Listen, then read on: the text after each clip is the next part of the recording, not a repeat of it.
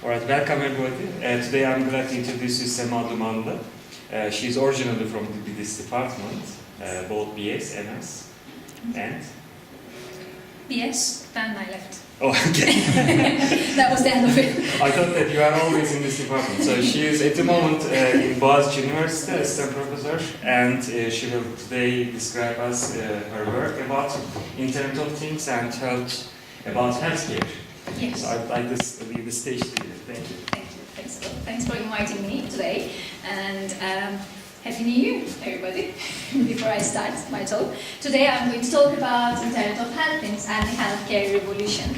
And my outline for you is like this. So first I'm going to introduce Internet of Health Things. I'm sure you have heard of Internet of Things because we've been discussing this for a while now. But then I'm going to specifically talk about the challenges that we are facing as microwave engineers and antenna engineers. And then I'm going to introduce you to my group in Boğaziçi, which is called BOUNtenna, and briefly talk about the existing projects. And that's the end of my talk. You can interact with me whenever you like. You can ask me any question you like. I specifically like interactive talks, so go ahead. Okay, Internet of Health Things. For starters, let's talk about Internet of Things. We've been using this term for such a long time now, and it's increasingly more commonly used. But I always like to start from the basics of things. Are we actually losing the meaning of it? It's self-explanatory, isn't it, Internet of Things? What is it? I like to talk about that. There are things, and they're connected to Internet, right? Internet of Things. What is it? Science.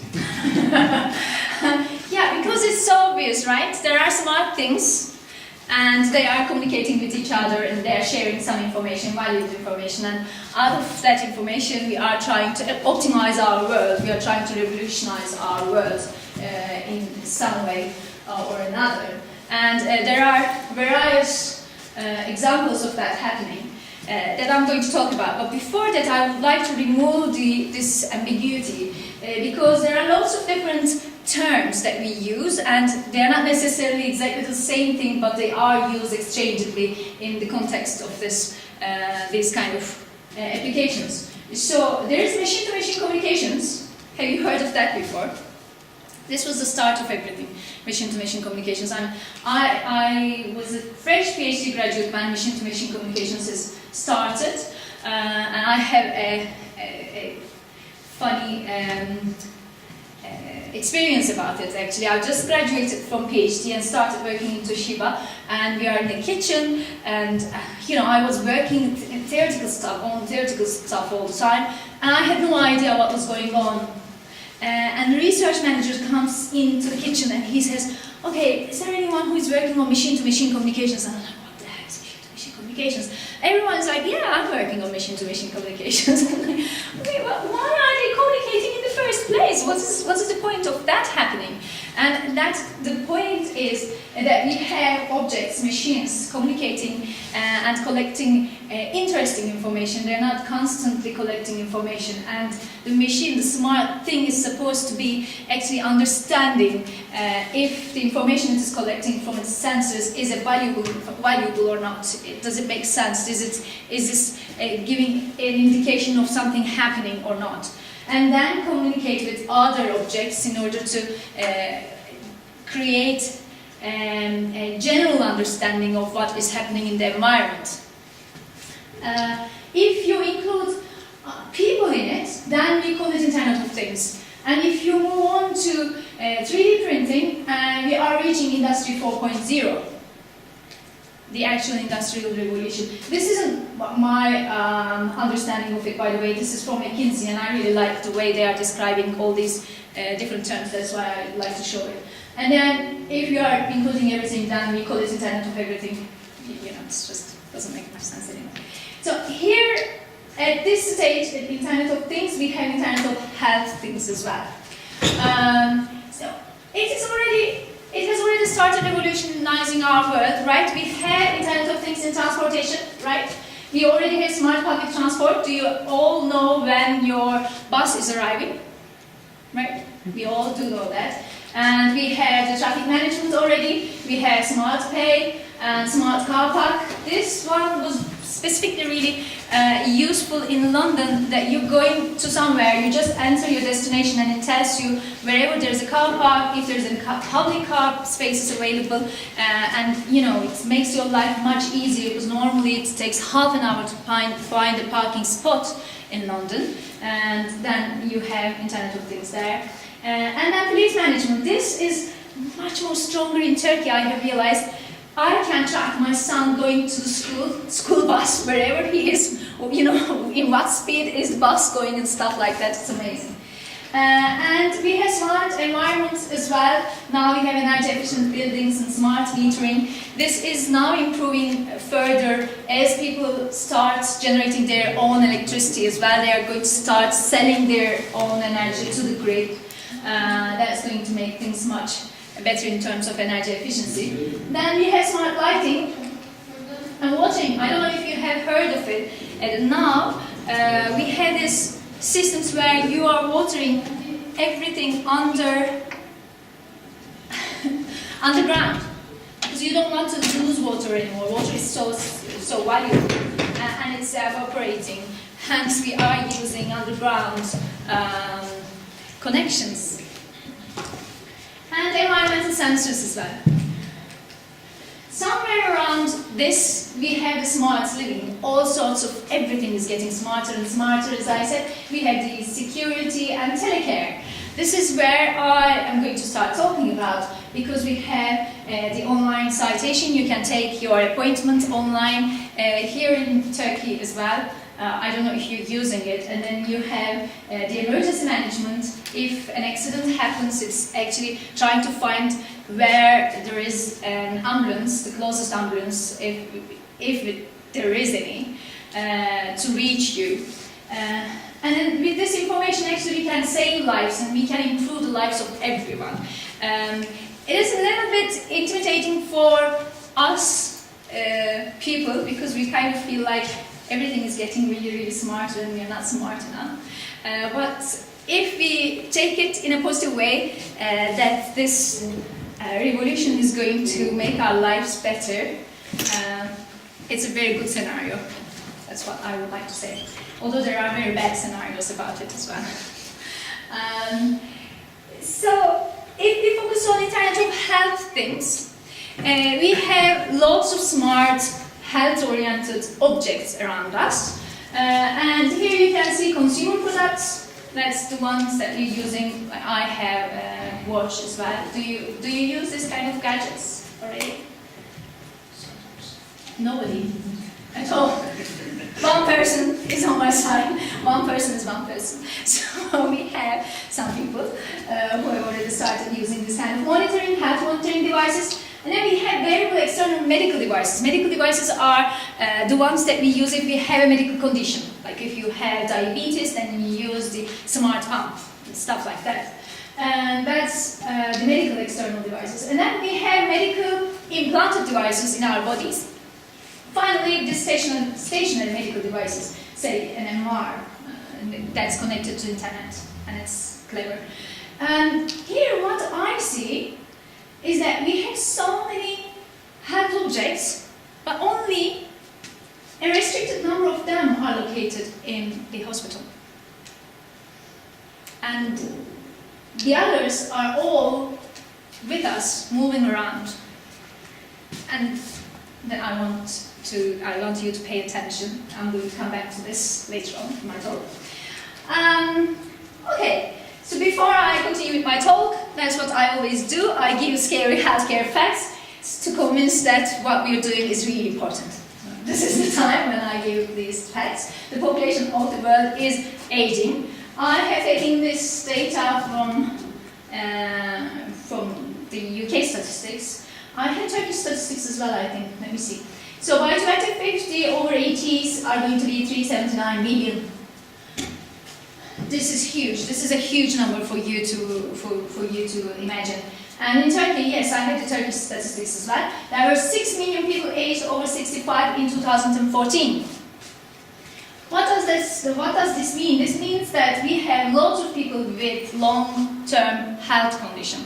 Long-term health condition means that these people are using most of the healthcare resources because they have a long-term condition. They're going to the hospitals all the time, they're using the time of the doctor, and most of the time, if they're managed better, you can see if they're managed continuously, their condition becomes much better, and effectively you can actually change their lives. And 78% of the deaths originate from chronic conditions as well. So there is room for improvement. It does not have to be scary, this information that I'm providing you. That we can actually make a huge change in this area with new technologies. And what are those new technologies? I am claiming that these new technologies are not new hospitals. We are developing right now. Yes, we need maybe modernized hospitals, but I think that the revolution is not going to happen in the hospital. As I showed you, the smart things, smart health things, 3/4 of them were outside the hospital. This revolution is not going to happen in the hospital. No matter what we are trying to do, we're trying to change hospitals into houses, but this is not going to happen. And this is a cover that I show in all of my talks, that we have asked this question years ago. I really like this cover. In 1924, he said, "The radio doctor, is it possible?" And we have been trying to come up with such a solution where you don't have to go to the hospital in order to manage your health. What have we done during all this time? We started making robots. You can hurry.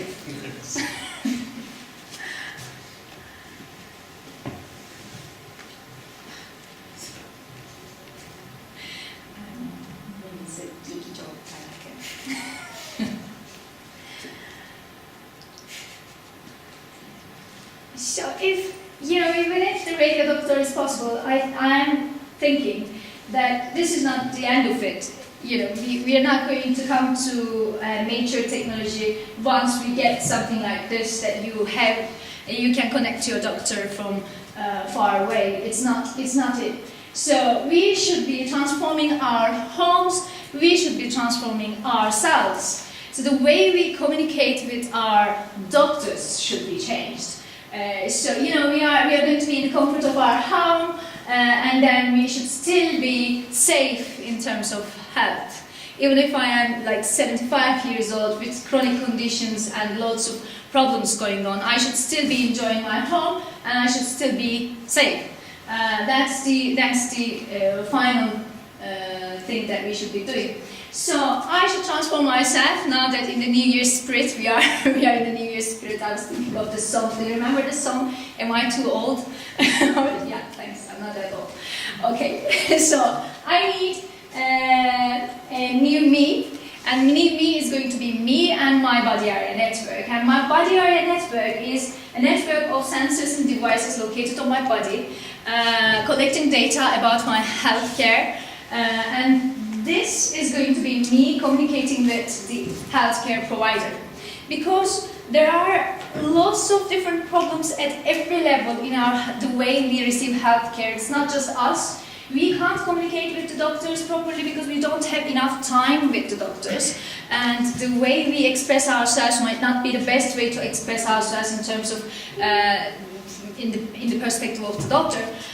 On top of that, the healthcare provider itself. During my short time that I spent in the health ministry of Turkey, I have realized that there is a connection problem with the doctor and the healthcare provider as well, the ministry, because the ministry is providing a software for the doctors to fill in if they make a diagnosis. They don't like the software, or they don't like something about it. I don't know what. They just don't put the information in, they don't feed the information. As soon as you locate a person between the information and the final destination, you are failing. information. It's like we have collected so much data after we have started using this electronic database system in healthcare in Turkey.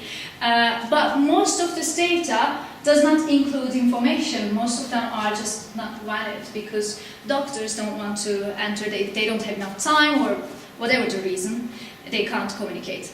So once I have me and my body area network communicating directly to doctors and to the healthcare provider, maybe then we are going to be able to reach that maturity in healthcare. And at the moment we have loads of variables, right? Although you're not using it, I'm disappointed really, nobody's using any variables, for God's sake. Okay, but there are lots of them. So I like this one particularly, Canaria. It was designed for astronauts, that's why I like it. So now we can buy it as well and feel like we are an astronaut. And then we also have lots of wearable and implantable medical devices. Have you heard of the capsule endoscopy? Right? We just swallow something and then it's a much better way of going into endoscopy. Trust me. I mean, you're young, maybe you have never experienced it, but the other way is horrible. And then we have, say for example, we have a patient at home. This is very clever that after you have an operation, you don't have to go back to the hospital in order to take your rehabilitation, which is painful already because you had a knee operation or only orthopedic operation, and then you can actually do it at your home, right? This sort of devices. We have wireless ECG.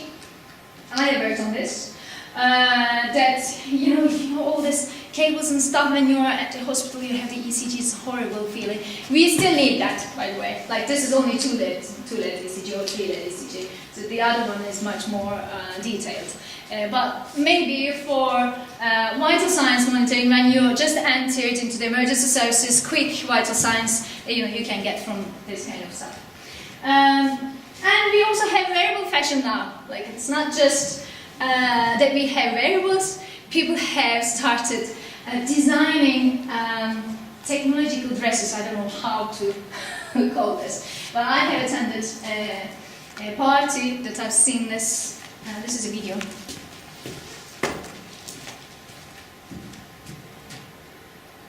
I also met some designers in Turkey here that they were interested in using technology in fashion. Yeah, it's becoming more and more popular. She's controlling her dress with her mobile phone. I don't know if you want to do that. If you ever want to do it. The popularity is going to continue increasing. This is my news for you. By 2020, you can see 6-fold of increase in number of wearable devices. So if you should be telling me, okay, if we have so many devices and we have been working on this for such a long time, what are you doing? What is the challenge for us? Why are we going to be working on this area? For starters, people have been working on it. Well, technology hasn't matured because do you know what a mature technology is? A mature technology is when you don't realize that that technology exists while you're using it. So we still have lots of problems, and this room actually shows that we haven't matured in this area because you're not using wearables yet. Alright, I still have audience. Okay, so what is the challenge? The challenge is one of the main biggest challenge is the user acceptability. People don't want to use any wearable. They don't want activity restriction. You might have seen this photo before. This is my son when he was 1 year old, I think. But it's getting worse and worse, So he's screaming because he's sitting in his car seat. And he does not want to be restricted, and no behavior modification, and no breach of privacy. The same for every user that are using wearables. The user should accept the wearable that you're offering them.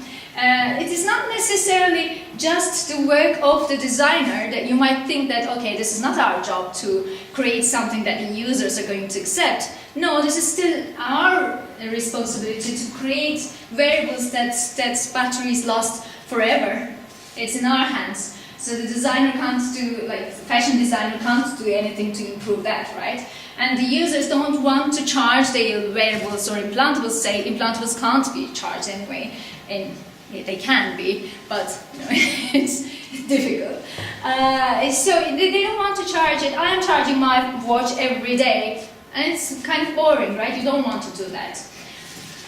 So we need to get small sensors, long battery lifetime, and they should be reliably linked. And I am imagining a future where I am not using a single wearable. I am using lots of sensors. As I said, I have a body area network that is moving around with me. And I am wearing lots of wearables and an implantable maybe if I have any medical condition. And then these devices are going to be connected with each other. And then one of the gateways, whatever it is, some sort of network, it could be a mesh network, it could be a star network that is collecting the data from all the sensors and relaying that information onto another gateway maybe. That they all should be small, they all should have long battery lifetime. And mind you, all these sensors are going to be collecting different sorts of data. Their data rates are going to be different, so their requirements are all different. And this is the challenge specifically for us, antennas and propagation people, where you have such a dynamic and lossy channel within the body. You have implantables and wearables, and lots of them are trying to connect with each other, and they are exposed to this channel which is changing constantly, and it's a lossy channel because the human body is a very lossy medium. And for this, we should be able to design efficient, reconfigurable antennas. Reconfigurability is the key. I mean, as much as I work in this area, I am realizing, the only thing that I am realizing, that I should just design more antennas which have much more capability of reconfiguring themselves in terms of radiation pattern, in terms of resonant frequency. It should be reconfigurable. There's no other way of dealing with this problem. This, for me, actually, I just can't find any way of doing it. So if, first of all, I am classifying these devices around my body in terms of the communication, the link that they're forming. So I'm saying if I have two sensors on my body, they're trying to communicate between each other, I call them on-body links. And then if I have an implant that's trying to communicate with another device outside the body, I call that an in-body link.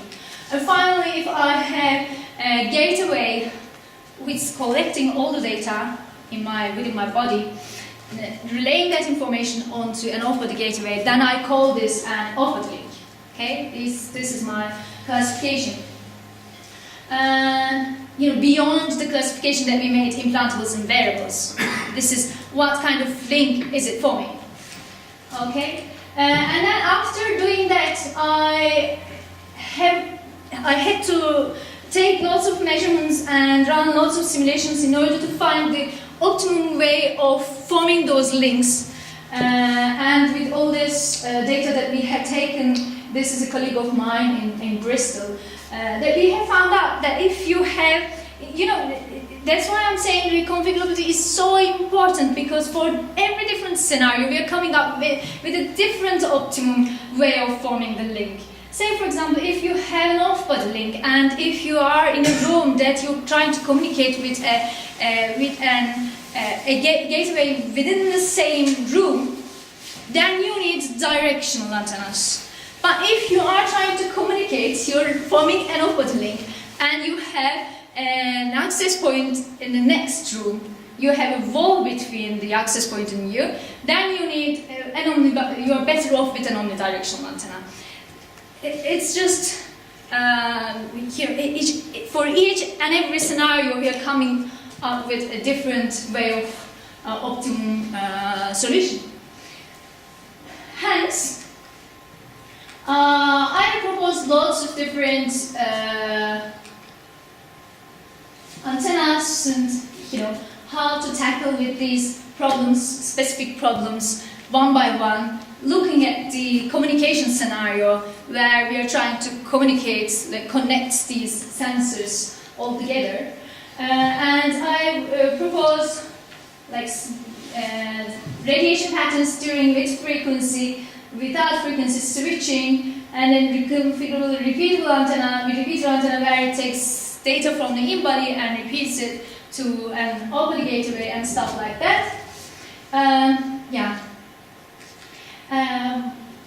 But the main thing that I have realized is that as soon as we are focusing on, okay, you design something, first you take measurements and you try to find the optimum solution and you design something, and then once you take it outside, you prototype it and you start taking system level tests and measurements, then you find out different things. So each time you should be able to bring it out from your niche and check at system level, what are you doing, why are you doing, is it actually worth it?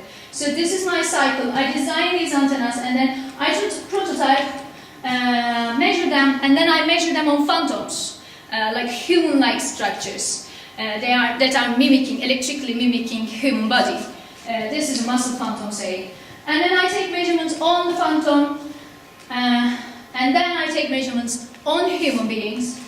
Then I move on to the next level of the prototyping, because nobody is going to wear something like this. You should be printing it on fabric.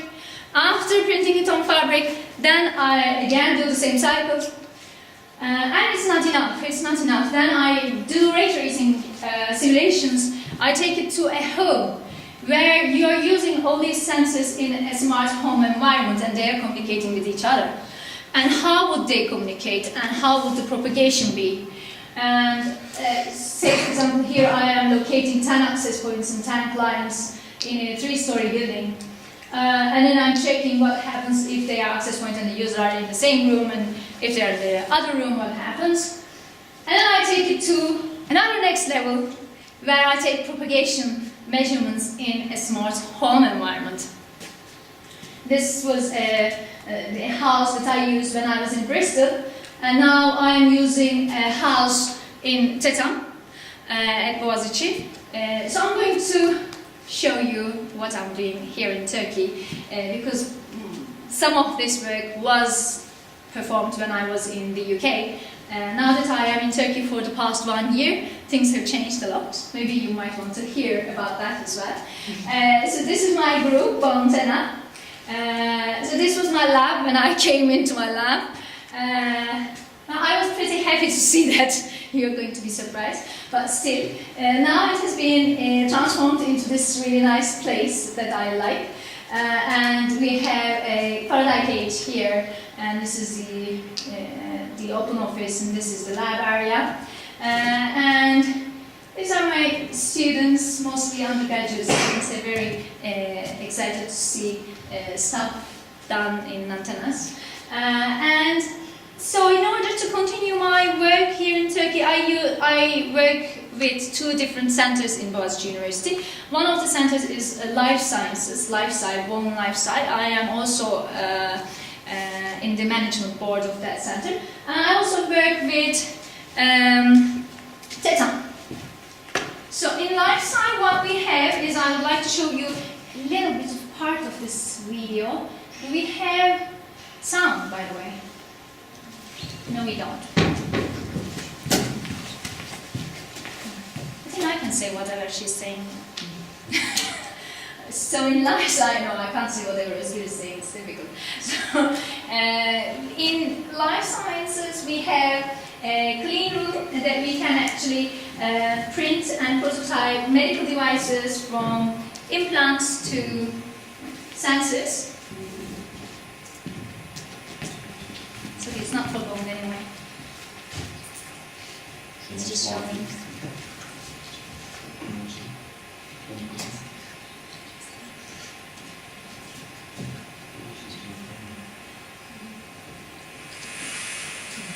The noise is on right now.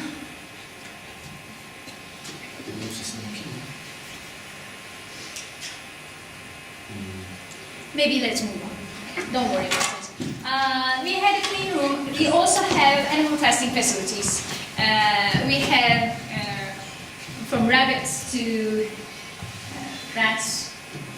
I can't name their names actually, but we can do operations. We can operate the animals.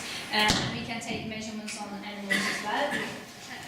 After that, we also have the testing facilities of the animal testing. This is very useful for us to prototype things and then take measurements on animals, and human beings are not under life cycle. Yeah. So when I start taking measurements on human beings, I use TETAM. In TETAM, it's İletişim and Informatik Teknolojileri Araştırma ve Uygulama Merkezi. It's also in Kandilli. There we have a house as well. This is more like a Turkish house. It's an apartment rather than my previous house where we use two-story building. Here it's an apartment. It's just like a normal apartment. Then we can wear all these sensors and take measurements and stuff like that. Okay, so using these facilities, we are conducting various projects. I'm going to give you a little bit of information on these projects. I'm not going to go into details, but as you have realized up until now, I like to work on implants and wearables and stuff like that, so I'm going to show you specific projects. One of these projects is an orthopedic implant project, where I am envisaging to create an implant, an orthopedic implant, which is smart enough to be self-aware and also smart enough to realize if something is going wrong inside the body, something like an infection. Why is this really important? First of all, I think I'm giving you what an orthopedic implant is. Everybody knows what an orthopedic implant is. Do you have any grandparents who had a total hip replacement? Knee replacement? Yes or no? No. Yes, yes. So, was it painful? How was it, Sema? So it was very painful. She had one stage operation, or? I suppose one stage. But after the surgery, there's a lot of exercises and painful movements for the patient. But this was the best case, I'm assuming, because it was one stage, there were no infection, they didn't have to take out the implant and stuff like that. Things went smoothly, so she was lucky. And things could have been much worse if these are different types of orthopedic implants, bone, ankle, and all sorts of stuff. So things can go wrong in many different ways where you have infection. Infection is the worst because most of these infections are due to bacteria which are kind of have antimicrobial resistance. They have improved themselves in order to create this resistance towards antibiotics.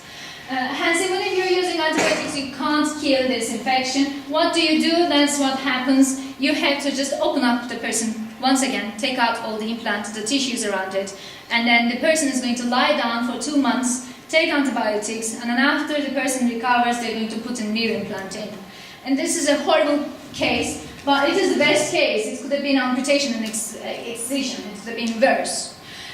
So this is a horrible case, and when I heard about this, I was shocked because I realized that they just don't know if there's infection or not. I can't believe this. Like the person goes back to the doctor with some sort of, say, pain, and once they reach that pain, most of the time it's too late, that the problem has already caused an irreversible damage. So it could be dislocation, for example. If there is dislocation or infection, the body's response to dislocation and infection is very similar, and when you have imaging results, you see similar sort of grey matter where you just can't know if it's dislocation or if it's infection. And then even if they do biopsy, maybe they took the biopsy from a different place that they couldn't see the infection. So it's weird, isn't it? And when I hear about this, I was like, I have to do something about this.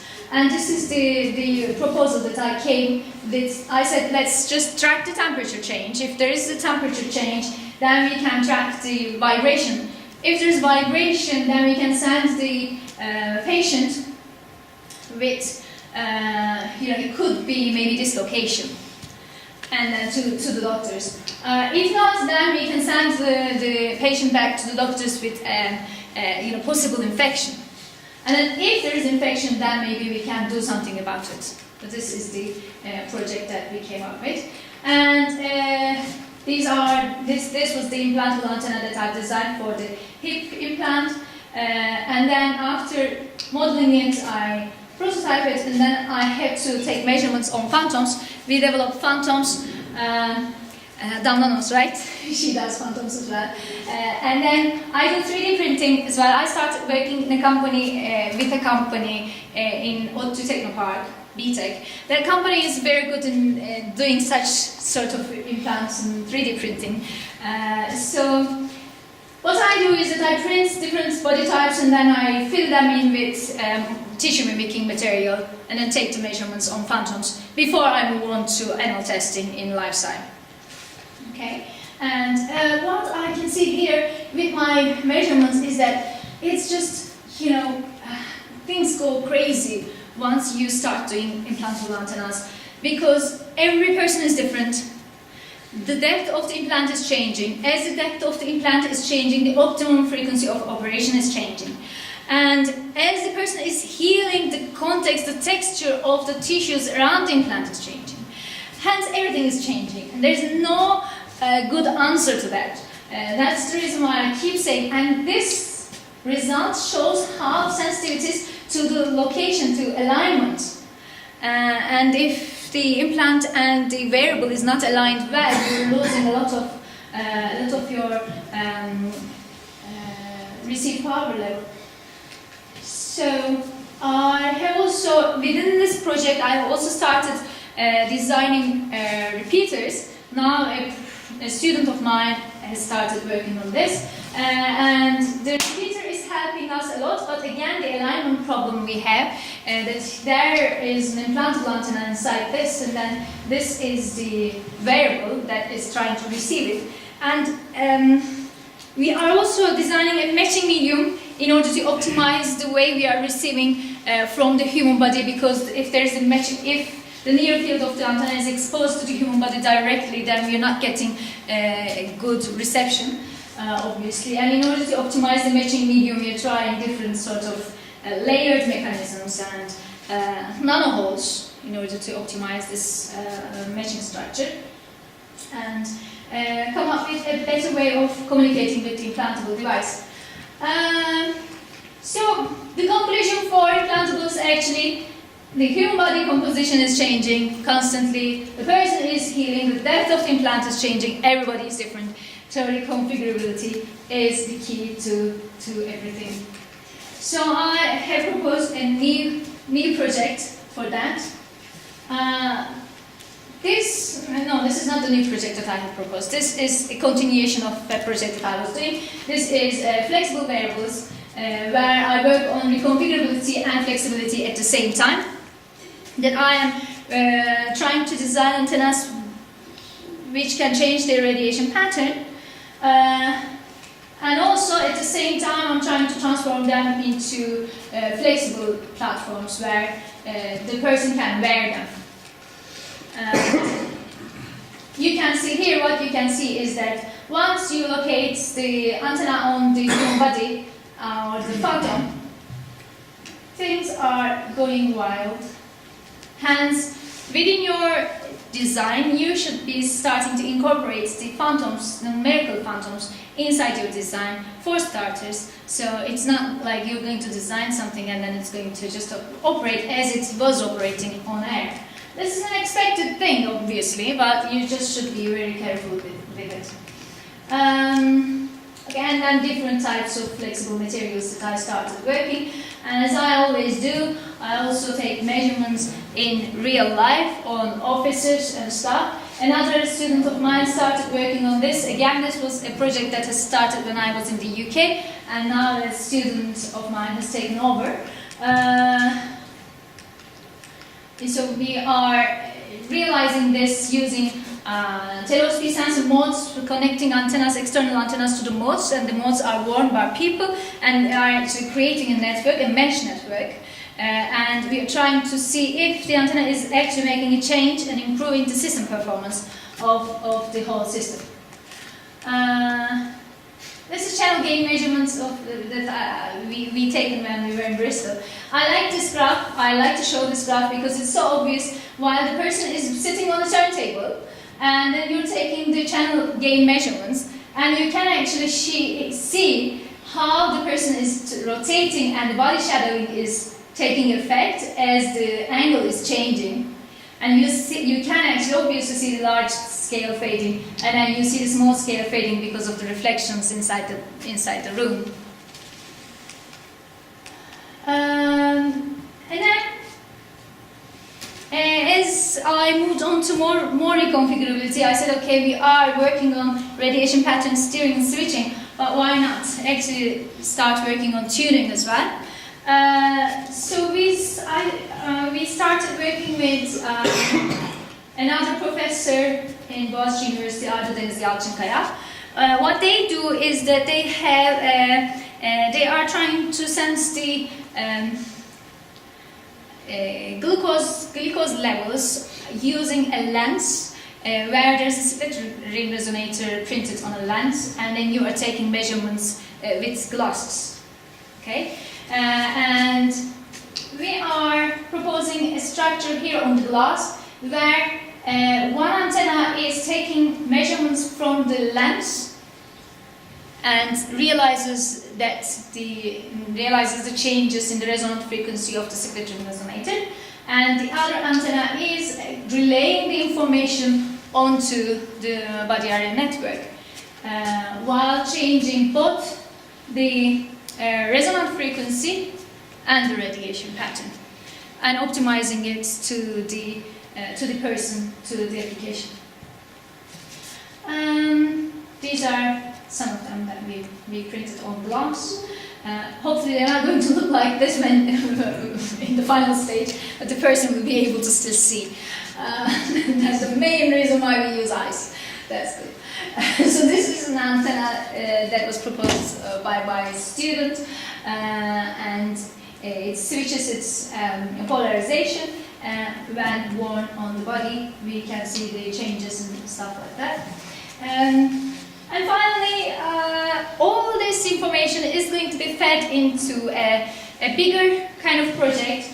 It's a collaborative big project called Industry 4.0, where it's led in Tetan, led by Lale Akarun, professor at Boğaziçi University, where we are envisaging to create a smart HANOS again, and this is going to be in collaboration with lots of people at Boğaziçi University and also some companies that I can't name right now.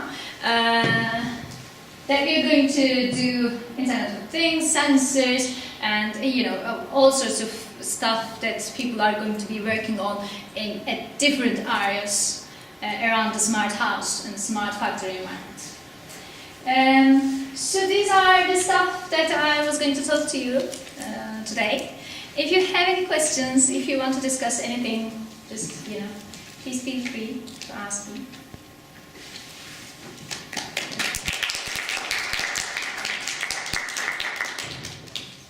Was I late or early? No, we can receive a couple of questions and then we can continue outside also. Yes, please. Hocam, I have some questions about the computational environment and also measurements. Yes. The first questions are about the computational environment is, are you always using finite element method based HFSS, and also how you define the materials for wearables? Are you using finite conductivity boundary conditions, finite impedance boundary conditions? And about the measurements, how you measure the rotation, effect of rotation on the on-body measurements? We tried to measure the effect of rotation, effect of the orientation of the person with respect to the other antenna, and always we are rotating manually. one student rotates manually, and we have some problems on it. Okay. For starters, the numerical environment, if I am designing the antenna, it's going to be HFSS or CST. I'm using the commercial. I don't know if I'm allowed to use the names. No. Okay. Commercial simulation tools. But when it comes to propagation, I'm using ray tracing methods. That was a code that was written back in Bristol that I'm using. So when it comes to measurements, propagation measurements, if you're talking about propagation measurements, because there are phases of measurements. So first I take the measurements of the antenna in a quick chamber. There I am making if I'm taking a measurement on a person, then the person is sitting on a turntable, and the turntable turns around, and the person is trying to stay as still as possible. But most of the time I have found out that there's not much difference between using a human being and a human phantom. And human beings are different from each other. And when you take the average of your results, you're going to come up with very similar to the result that you have taken with a phantom.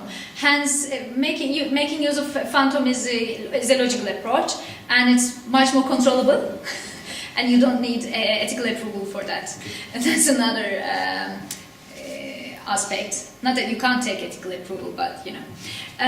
So we use phantoms in that sense. But when it comes to the measurements taken in the home, then it should be realistic. And the person is moving around normally in my realistic measurements. That while we're forming this mesh network, the person is just whatever he's doing anyway. So we are taking the average while we're trying to see the system level improvement, and take the average of the RSSI levels, say for example the connectivity, package drop rate, whatever, the data that we want to collect, and then we see that.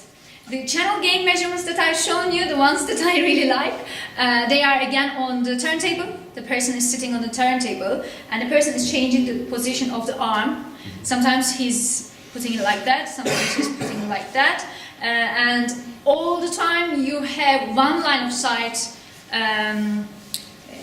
access point while he's rotating. The result that I've shown you is from a single access point. But then there are 4 access points in the room anyway, so you always get one line of sight. Another short question.